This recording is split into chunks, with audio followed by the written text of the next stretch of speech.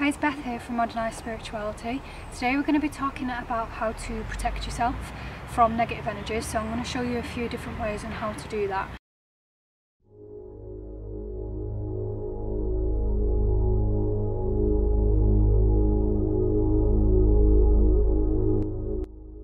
We've all been in situations in our life where we've been surrounded by people that are toxic or situations that are just toxic, and when you're around that kind of toxic negative energy, it can cause a shift in your mindset. The negative energy can start to implement into your brain, and then you start thinking differently. You may start to adopt those negative thinking patterns and get into toxic cycles, things like that. First of all, I'm going to start off with a few situations where you may have needed to protect yourself from negative energy.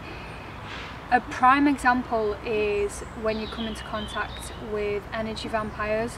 So by energy vampires, I know some of you may be thinking vampire, it's a bit weird, but it's nothing to do with sucking anyone's blood or anything like that. It's someone who is just a regular person and they've allowed their own needs and their own self-care to be neglected. They have low vibration, so the higher your vibration, the more positive things will happen, the more positive you'll be in yourself, the more happy you'll be in yourself.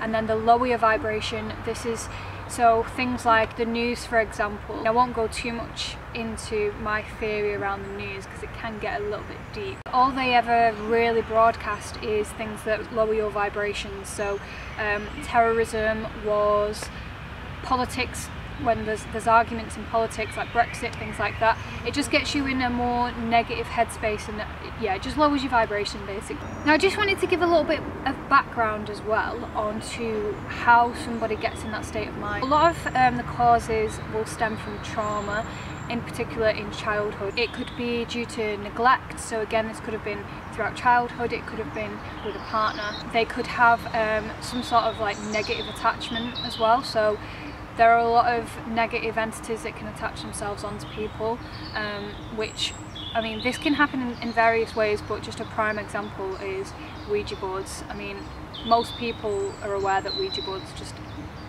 don't do a Ouija board unless you're with a professional, because it just opens up a different realm. You can just open yourself up to negative entities just being attached to your energy field. It will try and drain your energy from you, so then that's another reason why you become an energy vampire, because you're having to try and source that high vibration elsewhere. So energy vampires, they just live in that state of a low vibration. So in order for them to feel good, like I say, when you feel good, that's when your vibration is quite high. So in order for them to feel good, they have to get a higher vibration from somewhere. Now, because of their lifestyle and because of the behaviours that they portray, they can't really get that high vibration from their own energy, so they have to feed off other people's energy in order to feel satisfied, and in order to feel happy and feel those high vibrational emotions.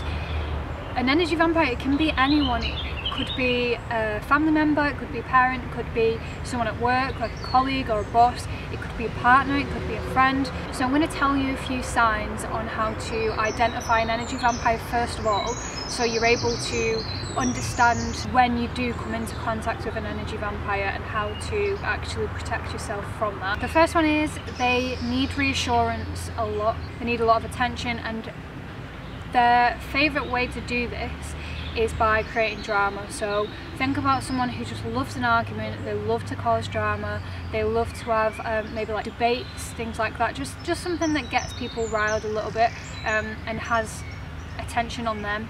They like to play the victim a lot as well, so you'll find that energy vampires, they'd never see that they're in the wrong. They always think they're a victim, they think the world's out to get them, they think they have a bad luck curse throughout life, they think that everything's going wrong for them. They're just always a victim. They never take responsibility. It's always them that people should feel sorry for in their eye. They love to use guilt and manipulation to get their own way, so again this kind of ties in with the victim. They like to make people feel guilty and kind of play mind games. They can do a lot of gaslighting as well, so that means that they will say something that they know will trigger the other person, and then once they get that emotional reaction out of them, they'll basically twist it to make that person seem like they might make them feel like they're going a little bit crazy, start to doubt themselves and wonder if what they said was true in the first place. So all of that kind of manipulation. They love to complain a lot, so if you know someone that's constantly complaining, they'll find a problem with everything. Any solution that you might have for them, they'll find a problem for it. Any aspect in their life, if it's to do with a car, they'll find a problem with it. If it's to do with a house, they'll find a problem with it. If they've got a new job, they'll find a problem with it. They've just got to moan about everything all the time. Another thing that they'll do is they'll just respond from their ego. If they have an issue, they'll always respond from their own ego in terms of themselves. They won't really think about another person's perspective. They won't be compassionate towards anyone else. It'll just be me, me, me all the time. All they'll concentrate on is themselves. Anything that can benefit themselves, that's all they really are concerned about. So they're the signs to identify energy vampire. I'm going to go through the ways that you can protect yourself. These are very important, especially if you live with someone who is an energy vampire, just to make sure that your health and your sanity is in order, basically. The first suggestions that I have would be to learn not to react to that person. So like I said before, they live for drama, they want drama all the time. So when they're gaslighting you, when they're doing things that they know is going to stimulate an emotional reaction, the best thing to do is try not to react, because when you react, you're giving them exactly what they want. They will get enjoyment out of you lowering your vibration because of them, therefore that will increase their vibration. Thus it's kind of transferring the positive energy over to them because they're getting enjoyment out of it, whereas you're leaving and you're feeling like absolute crap. If you're not giving them that reaction, then they're just not going to continue, keep trying. So just be as neutral as you can. I know it is really hard not to react, especially if you've got a bit of a short temper like me, but you can learn how to do it. Just try and get to a neutral point in your headspace, and just try and recognise when they are actually trying to get this reaction out of you. And as soon as you recognise it straight away, then whilst they're doing it, you kind of have a few moments to be able to be like, right, okay, stay in a neutral headspace, just don't react, you'll leave the situation feeling a lot better. Number two, so this is similar to number one, don't argue with them.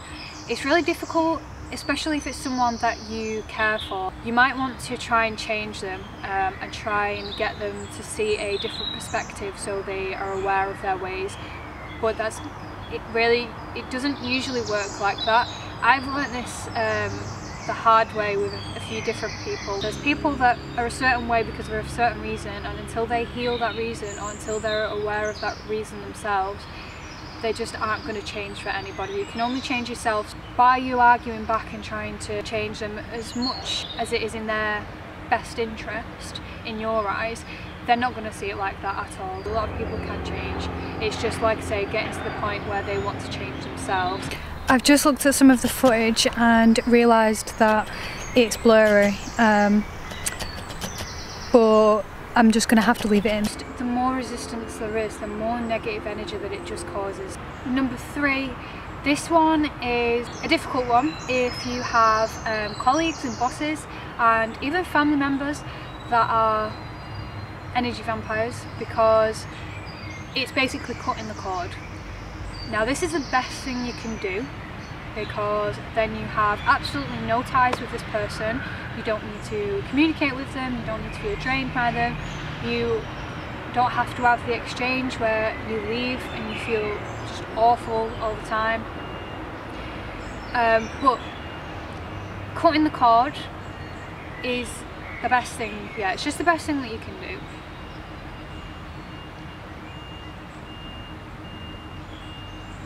Now obviously this isn't feasible with everyone, because like I say, it could be somebody at work that you just can't escape from. So if you can't, then just try all the other techniques instead. But if you need to learn to respect yourself, and your own health and your own sanity is more important than somebody who doesn't really have your best interest at heart. The next best thing, which is tip number 4, is to create boundaries. So if it's a family member, for example, if they want to meet up and they want to meet up and speak, or if you have like a family event or anything like that, create boundaries. So don't be afraid to say no, first of all.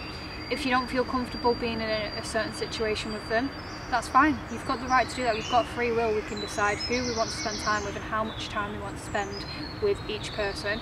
So if you do have to go, or if you'd like to go and see them, set maybe like a time limit so you're not fully drained, or bring some people along with you so it's not just one-to-one all the time. Try and set limits as to what you're committed to, because you don't have to do what people want you to do.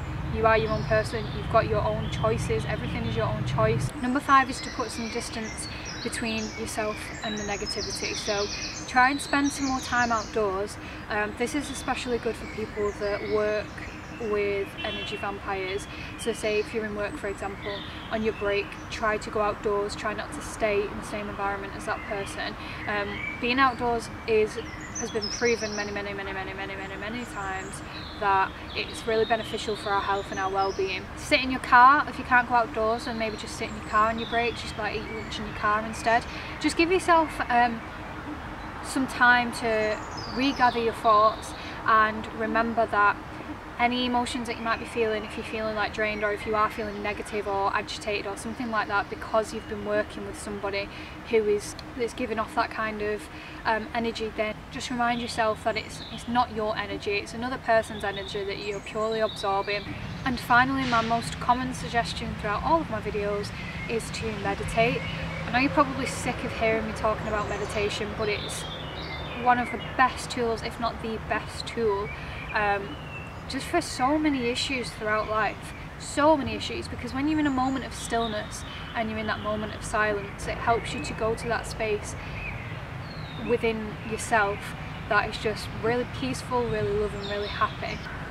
You can also do like protective meditations as well, so you can do ones that are specific for this actual sort of situation. It's best to just go on YouTube and type in protection meditations. If you're quite new at meditations, then I'd suggest looking at guided meditations, because they can kind of talk you through it and help you visualize, which is really good. But the meditations that they'll do is, a lot of the time they'll basically tell you to visualize yourself being encapsulated in white light, and white light is meant to be like source energy, so it's like a layer of protection from source energy. And people do this when they go like ghost hunting and things like that as well, because it's just meant to protect your energy field from other entities and like other energies trying to kind of claim your energy in a way and trying to like deplete your energy. So it's worth doing that and trying that and see if you do feel any different. I mean, you might be really surprised. They are my suggestions. I hope this helps a few different people, because I feel like everyone's got, or at least had, someone who's been really toxic in their life, and they could have really benefited from these suggestions to be able to protect themselves and just not feel the energy of others. Because it's not fair when somebody acts in a certain way because of their own insecurities or their own past experience or their own ego. It's not fair for other people to then have to deal with the consequences of that. If you do try them out and you find them really effective, please let me know. I love hearing all of the messages from everyone. I purely do these videos to try and help other people out, especially in situations that I've been in myself, and I know how difficult they can be, especially if you don't have the right support.